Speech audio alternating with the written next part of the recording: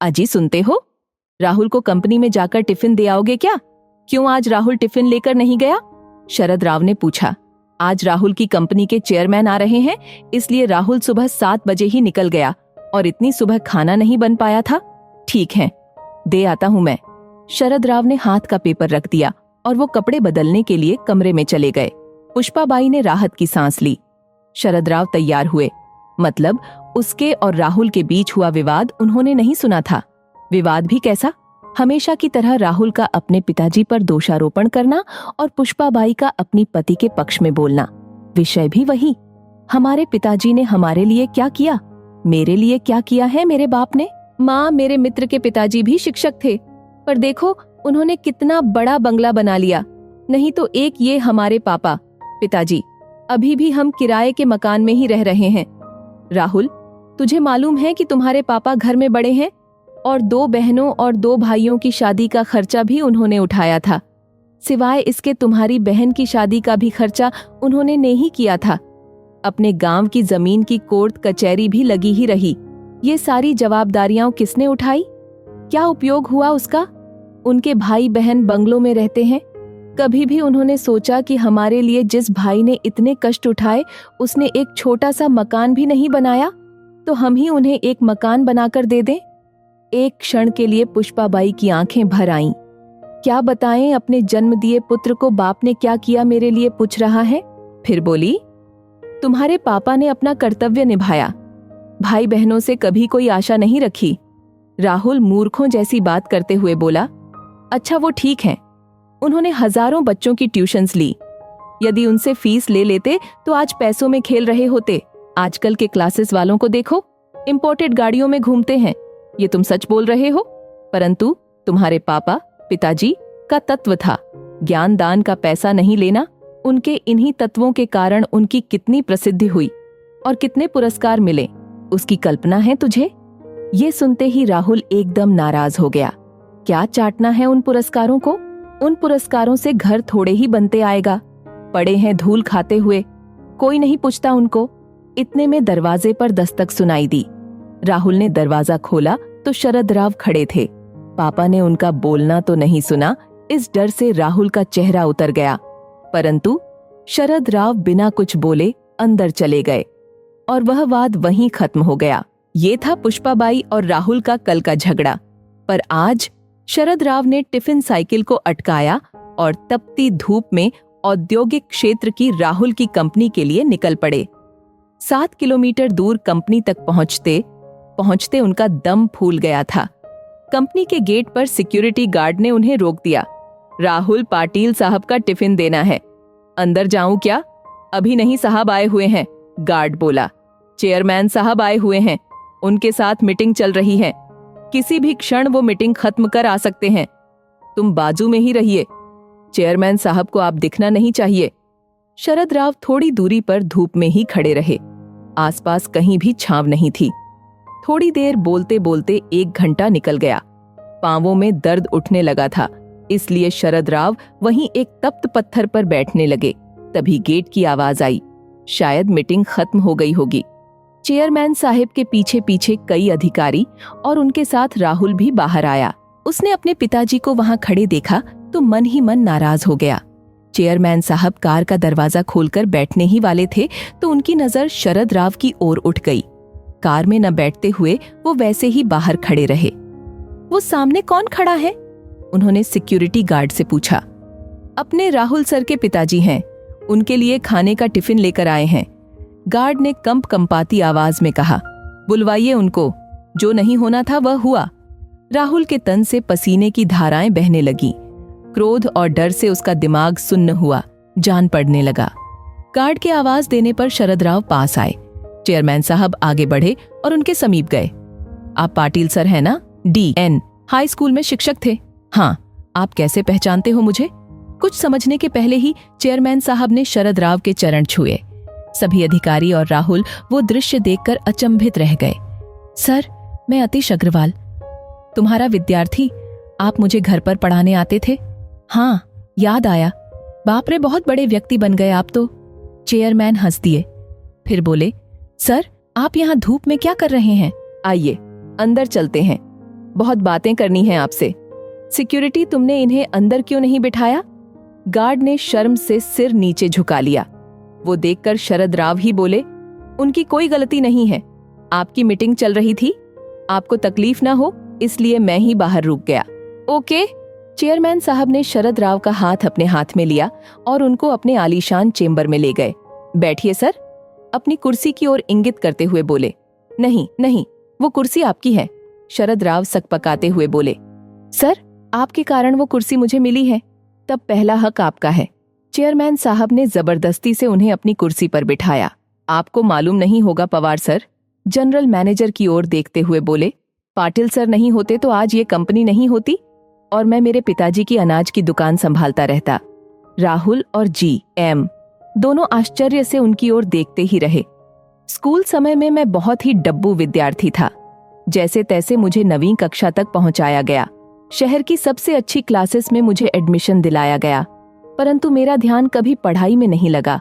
उस पर अमीर बाप की औलाद, दिन भर स्कूल में मौज मस्ती और मारपीट करना, शाम की क्लासेस से बंक मारकर मूवी देखना, यही मेरा शगल था। माँ को वो सहन नहीं होता। उस समय पाटिल सर कड़े अनुशासन और उत्कृष्ट शिक्षक के रूप में प्रसिद्ध थे। माँ ने उनके पास मुझे पढ़ाने की विनती की, परंतु सर के छोटे से घर में बैठने के लिए जगह ही नहीं थी, इसलिए सर ने पढ़ाने में असमर्थता दर्शाई। माँ ने उनसे बहुत विनती की और हमारे घर आकर पढ़ाने के लिए मुंह मांगी फीस का बोला। सर ने फीस के लिए तो मना कर दिया, परंतु अनेक प्रकार की विनती करने पर घर आकर पढ़ाने को तैयार हो गए। पहले दिन सर आए, हमेशा की तरह मैं शैतानी करने लगा। सर ने मेरी अच्छी तरह से धुनाई कर दी। उस धुनाई का असर ऐसा हुआ कि मैं चुपचाप बैठने लगा। तुम्हें कहता हूँ राहुल, पहले हफ्ते में ही मुझे पढ़ाने में रुचि जागृत हो गई। तत्पश्चात मुझे पढ़ाने के अतिरिक्त कुछ भी सुझाई नहीं देता था। सर इतना अच्छा पढ़ाने थे। अंग्रेजी, गणित, विज्ञान जैसे विषय जो मुझे कठिन लगते थे वो अब सरल लगने लगे थे। सर कभी आते नहीं थे तो मैं व्यग्र हो जाता था। 9वीं कक्षा में मैं दूसरे नंबर पर आया। माँ पिताजी को खूब खुशी हुई। मैं तो जैसे हवा में उड़ने लगा था। 10वीं में मैंने सारी क्लासेस छोड़ दी और सिर्फ पाटिल सर से ही पढ़ने लगा था और 10वीं में मेरिट में आकर मैंने सबको चौंका दिया था। My goodness! पर सर, फिर भी आपने सर को फीस नहीं दी? जनरल मैनेजर ने पूछा। मेरे माँ पिताजी के साथ मैं सर के घर पेढ़े लेकर गया। पिताजी ने सर को 1 लाख रुपये का चेक दिया। सर ने वो नहीं लिया। उस समय सर क्या बोले वो मुझे आज भी याद है। सर बोले, मैंने कुछ भी नहीं किया, आपका लड़का ही बुद्धिमान है। मैंने सिर्फ उसे रास्ता बताया और मैं ज्ञान नहीं बेचता, मैं वो दान देता हूँ। बाद में मैं सर के मार्गदर्शन में ही 12वीं में पूर्ण मेरिट में आया। बाद में BE करने के बाद अमेरिका जाकर MS किया और अपने शहर में ही यह कंपनी शुरू की। एक पत्थर को तराश कर सर ने हीरा बना दिया और मैं ही नहीं तो सर ने ऐसे अनेक असंख्य हीरे बनाए हैं। सर आपको कोटि कोटि प्रणाम। चेयरमैन साहब ने अपनी आंखों में आए अश्रु रूमाल से पोंछे, परंतु यह बात तो अद्भुत ही है कि बाहर शिक्षा का और ज्ञानदान का बाजार भरा पड़ा होकर भी सर ने 1 रुपया भी न लेते हुए हजारों विद्यार्थियों को पढ़ाया। न केवल पढ़ाए पर उनमें पढ़ने की रुचि भी जगाई। वाह सर, मान गए आपको और आपके आदर्श को। शरद राव की ओर देखकर जी.एम. ने कहा, अरे सर, ये व्यक्ति तत्वनिष्ठ हैं, पैसों और मान सम्मान के भूखे भी नहीं हैं। विद्यार्थी का भला हो, यही एकमात्र उद्देश्य था। चेयरमैन बोले, मेरे पिताजी भी उन्हीं में से एक समय भूखे रह लेंगे पर अनाज में मिलावट करके बेचेंगे नहीं, ये उनके तत्व थे। जिंदगी भर उसका पालन किया, ईमानदारी से व्यापार किया। उसका फायदा आज मेरे भाइयों को हो रहा है। बहुत देर तक कोई कुछ भी नहीं बोला। फिर चेयरमैन ने शरद राव से पूछा, सर, आपने मकान बदल लिया या उसी मकान में रहते हैं? उसी पुराने मकान में रहते हैं सर? शरद राव के बदले में राहुल ने ही उत्तर दिया। उस उत्तर में पिताजी के प्रति छिपी नाराजगी तत्पर चेयरमैन साहब की समझ में आ गया। तय रहा फिर, सर, आज मैं आपको गुरु दक्षिणा दे रहा हूँ। इसी शहर में मैंने कुछ फ्लैट्स ले रखे हैं, उसमें का एक 3BHK का मकान आपके नाम कर रहा हूँ। क्या? शरद राव और राहुल दोनों आश्चर्यचकित रूप से बोले। नहीं नहीं, इतनी बड़ी गुरु दक्षिणा नहीं चाहिए मुझे। शरद राव आग्रहपूर्वक बोले। चेयरमैन साहब ने शरद राव के हाथ को अपने हाथ में लिया। सर प्लीज ना मत करिए और मुझे माफ करें। काम की अधिकता में आपकी गुरु दक्षिणा देने में पहले ही बहुत देर हो चुकी है। फिर राहुल की ओर देखते हुए उन्होंने पूछ लिया, राहुल तुम्हारी शादी हो गई क्या? नहीं सर, जम गई है, और जब तक रहने को अच्छा घर नहीं मिल जाता तब तक शादी नहीं हो सकती। ऐसी शर्त मेरे ससुर जी ने रखी, इसलिए शादी की डेट फिक्स नहीं की, तो फिर हाल भी बुक नहीं किया। चेयरमैन ने फोन उठाया और किसी से बात करने लगे। समाधान कारक चेहरे से फोन रखकर धीरे से बोले, अब चिंता की कोई बात नहीं, तुम्हारे मैरिज गार्डन का काम हो गया। सागर लॉन्स तो मालूम ही होगा। सर वह तो बहुत महंगा है। अरे तुझे कहाँ पैसे चुकाने हैं? सर के सारे विद्यार्थी सर के लिए कुछ भी कर सकते हैं। सर के बस एक आवाज देने की बात है, परंतु सर तत्वनिष्ठ हैं, वैसा करेंगे भी नहीं। इस लॉन्स का मालिक भी सर का ही विद्यार्थी है। उसे मैंने सिर्फ बताया, सिर्फ हाय नल ही नहीं तो भोजन सहित संपूर्ण शादी का खर्चा भी उठाने की जिम्मेदारियां ली हैं उसने, वह भी स्वखुशी से। तुम केवल तारीख बताओ और सामान लेकर जाओ। बहुत बहुत धन्यवाद सर। राहुल अत्यधिक खुशी से हाथ जोड़कर बोला, धन्यवाद मुझे नहीं, तुम्हारे पिताश्री को दो राहुल, ये उनकी पुण्याई हैं, और मुझे एक वचन दो राहुल, सर के अंतिम सांस तक तुम उन्हें अलग नहीं करोगे और उन्हें कोई दुख भी नहीं होने दोगे। मुझे जब भी मालूम चला कि तुम उन्हें दुख दे रहे हो तो न केवल इस कंपनी से लात मारकर भगा दूंगा, परंतु पूरे महाराष्ट्र भर के किसी भी स्थान पर नौकरी करने लायक नहीं छोड़ूंगा। ऐसी व्यवस्था कर दूंगा।